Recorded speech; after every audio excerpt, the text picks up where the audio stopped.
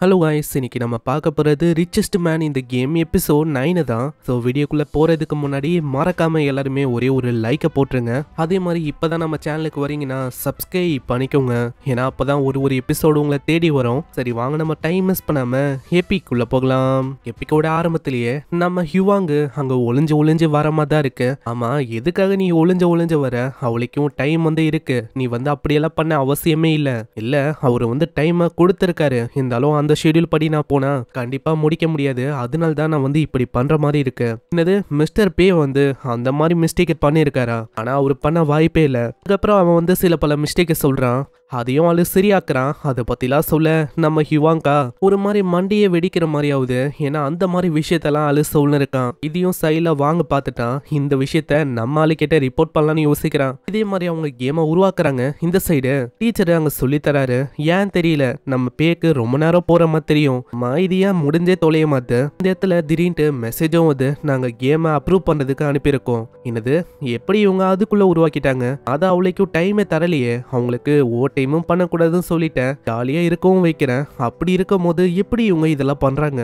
அந்த இடத்துல வாங்க ஒரு மாதிரி யோசிச்சுக்கினே இருக்கான். ஹேய் பே, உன்கிட்ட சொல்லணும் அப்படின்னு யோசிச்சேன். என்ன விஷயம்னா, அந்த 2 பேரும் சீக்ரெட்டா ஹார்ட் ஒர்க் பண்ண இருக்காங்க ஓவர் டைம் பண்ணிங்கன்னு. இதனால தான் நான் அப்பயே யோசிச்சேன். ஹேய் வாங், நம்ம என்ன பண்ணலாம், ஆஃபீஸுக்கு சீக்கிரட்டா ஓடிடலாம். ஓடி போகும்போது வாங்கிட்ட அவன் சொல்றான், நான் என்னோட 2 கண்ணால பார்த்தேன். நைட் டைம்ல ஆஃபீஸ்ல ஜாலியா அவங்க கேம் விளாட்னு இருக்காங்க. கேம்னு கேட்டோனே, ஓ வேலை செய்யல, இவங்க கேம் தான் விளாட்றாங்க அப்படின்னு சொல்லி விட்டுறான். ஏன்னா இவங்க ஒர்க் பண்ணல அப்படின்னு தான் நம்ம ஹீரோ யோசிக்கிறான். ஆமா, என்ன ஆச்சு, எதுக்காக நம்ம திரும்ப வந்துட்டோம்?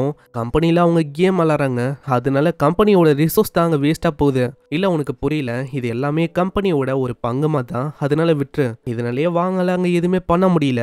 சீன்ல இவங்க கேமை அப்ரூவ் பண்ணதுக்கு விட்டுருப்பாங்க. அதுவும் அங்க சக்சஸ்ஃபுல்லா அப்ரூவ் ஆயிடுது. ரெடி நம்மால வெப்பனோட காசை குறைக்க சொன்னா டிஃபிகல்ட்டி லெவலையும் குறைக்க சொல்லிட்டான். அதனால அவங்க கேமை மாத்தி அமைக்க ஆரம்பிக்கிறாங்க. அங்க நைட்ல இது வரைக்கும் 2 பேர் தானே ஒர்க் பண்ணாங்க. இப்போ ஒட்டுமொத்த கேங் அவங்க ஒர்க் பண்ணு. நம்ம ஹிவாங்கு, நம்ம கேமர் பையன் எல்லாருமே அங்க ஏகப்பட்ட விஷயத்த பண்றாங்க. இதே மாதிரி ஒரு சைடு இவங்க கேமை உருவாக்க, இந்த சைடு நம்மால ஜாலியா அங்க குளிச்சுன்னு இருக்கான். நான் நிறையவே செலவு பண்ணிட்டேன். இருந்தாலும் காசு குறையிற மாதிரியே தெரியல. ஏன்னா போன கேம்ல இருக்க ப்ராஃபிட்டும் வந்துகினே தான் இருக்கு. அதை ரிமூவ் பண்ண முடியல. இது என்ன கடுப்பான விஷயமா இருக்கு. இதனால பணம் ஏறிக்கினே தான் போகுது. இதே மாதிரி போச்சுன்னா நான் எப்படி எல்லாத்தையுமே செலவு பண்றது? இடத்துல சிஸ்டமும் வேற சொல்லிட்டு போகுது, இன்னமும் 73 நாள் இருக்குன்னு. யாரோ ஒருத்தங்க டோரை தட்டுறாங்க. யாருன்னு பார்த்தா நம்ம யாங்கு தான். ஆமா யாங்கு, என்ன விஷயம்? அன்னைக்கே சொன்னல, இந்த மாதிரி நம்ம ஹிவாங் இப்ப கம்பெனிக்காக அங்க வேலை செய்யல. நீயோட சொன்னி அந்த விஷயம் கம்பெனி ரிசர்ச்சோட ஒரு பங்கு தானே. இப்போ ஒட்டுமொத்த ஆளுங்களும் அதுக்காக வேலை செய்யறாங்க. அப்போ நீ சொல்றபடி பார்த்தா எல்லாருமே நம்மள மீறியும் ஓவர் டைம் பண்றாங்களா என்ன? இப்போ எல்லாருமே ஓவர் டைம் பண்றாங்களே. நம்ம ஹீரோ கிட்டயும் ஏகப்பட்ட பணம் மிஞ்சி இருக்கு. இதனால யாங் கிட்ட சொல்றான், அடே யாங்கு, நல்ல ஐடியாவை தந்திருக்க. ஓவர் டைம் பண்றாங்களே, அதுக்கு நம்ம அவர் பிசினஸ்ல பணத்தை கொடுக்கலாம். நான் பே, நீ ரொம்ப கைண்டா இருக்க. பரவாயில்ல, நம்மளுக்காக அவங்க உழைக்கிறாங்க. அதுக்காக நம்ம இதை கூட பண்ண மாட்டோமா? இதை கேட்கிற யாங்குக்கு அவ்வளவு சந்தோஷம். யாங் இந்த கணக்கு வழக்கெல்லாம் பாக்குற விஷயத்த பாத்துக்கிறேன் அப்படின்னு சொல்றான். சீன்ல இதே மாதிரி அவங்க வேலையெல்லாம் முடிச்சிடறாங்க. அங்க லின்னுகிட்ட ஹிவாங் கேட்கிறான், ஆமா எதுக்காக நம்ம பாஸ் இந்த அளவுக்கு ரொம்ப வித்தியாசமா இருக்காரு? உனக்கு தெரியல, மத்தவங்களை கம்பேர் பண்ண இவர் ரொம்ப டிஃப்ரெண்டானவரு. அதே மாதிரி இவர் பண்ற ஒரு விஷயத்திலயும் ஒரு காரணம் இருக்கு. அதனால தான் இந்த அளவுக்கு அவர் கைண்டா இருக்காரு. இந்த மாதிரி ஆளுங்கெல்லாம் கொஞ்சம் தான் கிடைப்பாங்களே. கேட்கிற ஹிவாங் அவங்க ஒத்துக்கிறான். அங்க ஒரு சைடு நம்ம லின்னுக்கா ஹீரோ மேல ஒரு கண்ணு இருக்கு போல. அவ ஹீரோவை நினைச்சு ஒரு மாதிரி வலியறா. அவங்க 2 பேருக்குமே ஏதோ ஒரு நோட்டிபிகேஷன் வருது. இது வரைக்கும் நைட்ல ஒர்க் பண்ணிருப்பாங்களே, அதுக்கு நம்ம பேக்கு ஆசை போட்டான். அதை பார்த்தோன்னே பே கிட்ட அவ பேசுறதுக்கு வரா. ஆனா பே சொல்றான், உழைச்சிங்க, அதுக்காக தான் நான் போட்டேன். நான் பே என்ன மன்னிச்சிருங்க, எங்களால இதை அக்செப்ட் பண்ணிக்க முடியாது. இல்ல, இது உங்களுக்கான உழைப்பு தான். அங்க இப்படின்னு சாதாரணமா தான் ஆளு சொல்றான். இது என்னோட கண்ணுக்கு ரொமான்டிக்கா தெரியுது. அங்க அவளால மறுக்க முடியல.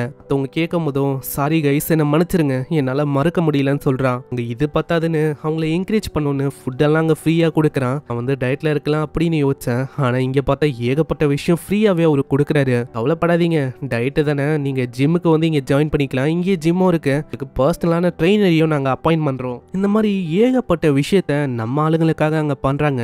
ஒரு சைடு நம்ம ஆளுக்கா இன்னமும் பணம் இருக்கு. அதை எப்படி செலவு பண்ணோம் அப்படின்னு தான் யோசிக்கிறான். அப்புறம் கேமை அவங்க ஓரளவு கம்ப்ளீட் பண்ணிட்டாங்க. ஐயோ அங்க எல்லாத்தையுமே பட்ஜெட் படி தான் பண்ணியிருப்பான். கேட்டோன்னே நம்ம பேச சொல்றான், அட ஏன் நீ பட்ஜெட் படி பண்ண, நீ பட்ஜெட்டை இன்னமும் ஏற்றணும், அப்போதான் நம்மளோட கேம் இன்னமும் குவாலிட்டியாக இருக்கும், முடிஞ்ச அளவுக்கு இதை டபுள் ஆக்கு, நம்மளால அங்கே கேமிங் சர்வரையே வாங்கலாம் அப்படின்லாம் யோசிக்கிறான். இப்போதைக்கு நீ அதை பண்ணாத, நம்ம அடுத்ததாக அதை பண்ணலாம் கேமுக்கு அப்புறமா. ஏன்னா நீ ஆல்ரெடி சொன்ன உனக்கு ஞாபகம் இருக்கா, ஒரு புதுசாக அற்புதமான கேமை உருவாக்கணும்னு. அங்கே இதை ஞாபகம் வச்சுட்டு நம்ம யூ அதை பண்ண ஆரம்பிக்கிறான். நெக்ஸ்ட் சீனில் யூ அங்கே கேமை உருவாக்கும் போது ஒருத்தங்க வந்து ஒரு விஷயத்த சொல்கிறாங்க. ஒருத்தன் கேரக்டர் ஆர்டிஸ்ட்டை பற்றி கேட்குறான், இன்னொருத்தன் அந்த லெஜெண்டரி வெப்பனை பற்றி கேட்குறான், இன்னொரு பொண்ணு வந்து கேட்குறா. இதனால ஆளுக்கு தலையே வெடிக்கிற மாதிரி ஆயிடுது. இதே மாதிரி போச்சுன்னா என்னால இந்த ப்ராஜெக்ட்ல வேலை செய்ய முடியாது. இதை பார்க்குற ஹிவாங் வந்து சொல்றான், நீ வந்து கவலைப்படாத, கேம் டிசைனுக்கு நீ ஏகப்பட்ட ஹெல்ப் எனக்கு பண்ணிருக்க, நம்ம டைம்ல நான் இருக்கேன், நான் வந்து விஷயத்த பாத்துக்கிறேன், நீ வந்து என்ன பண்ணு, ஒரு பெஸ்டான ஆர்டிஸ்ட கொண்டு வா, நீ என்ன பண்ணு, வெப்பனை தாரமா உருவாக்கு.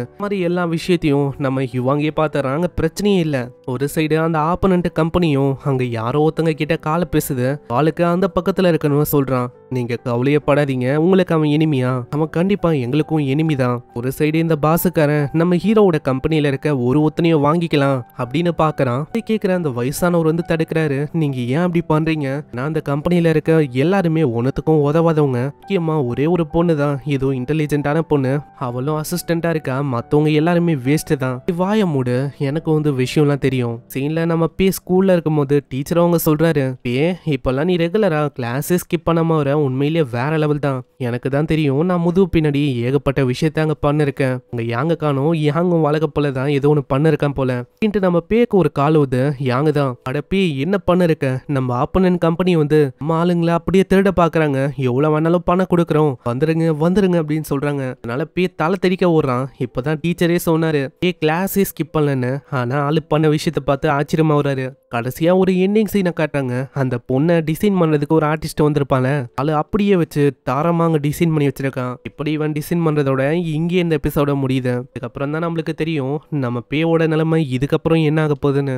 ஆப்பனன் கம்பெனி பேயோட கம்பெனில இருக்க ஒருத்தங்களையும் வாங்கிட்டாங்க, அதனால மத்தவங்க எல்லாருமே அங்க போயிட்டாங்களா அப்படின்னு ஒரு டவுட்டும் இருக்கு. இப்படி போயிட்டா அவ்வளவுதான், நம்ம பேயோட ப்ராஜெக்ட் அப்படியே ஊத்திக்கும். என்ன ஆக போகுது எல்லாத்தையுமே நம்ம நெக்ஸ்ட் எபிசோட்ல பார்க்கலாம். மறக்காம கீழே ஒரு லைக்கை போட்டுருங்க. அதே மாதிரி இது வரைக்கும் நீங்க சப்ஸ்கிரைப் பண்ணலையா, சப்ஸ்கிரைப் பண்ணிக்கோங்க. நான் உங்களை நெக்ஸ்ட் எபிசோட்ல சந்திக்கிறேன். தேங்க்யூ ஃபார் வாட்சிங். சைனரா.